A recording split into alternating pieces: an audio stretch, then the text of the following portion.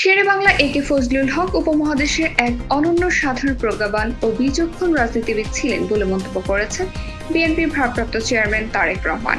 সোমবার সামাজিক যোগাযোগ মাধ্যম ফেসবুকে এক পোস্টে কথা বলেন তিনি। বিএনপির ভারপ্রাপ্ত চেয়ারম্যান পোস্টে বলেন, জাতীয় নেতা শেরেবাংলা একে ফজলুল হকের মৃত্যুবার্ষিকীতে আমি তার অবক্ষয় অমলিন স্মৃতির প্রতি গভীর শ্রদ্ধা জানাই।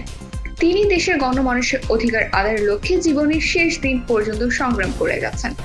রাজনীতি, সমাজ, শিক্ষা, কৃষি সহ দেশের সামগ্রিক অগ্রগতিতে প্রভূত অবদান রাখেন শেরেবাংলা একে ফজলুল হক। তিনি আরো বলেন, ব্রিটিশ বিরোধী আন্দোলনে বলিষ্ঠ ভূমিকা রাখার জন্য তিনি ইতিহাসে চিরস্মরণীয় হয়ে আছেন।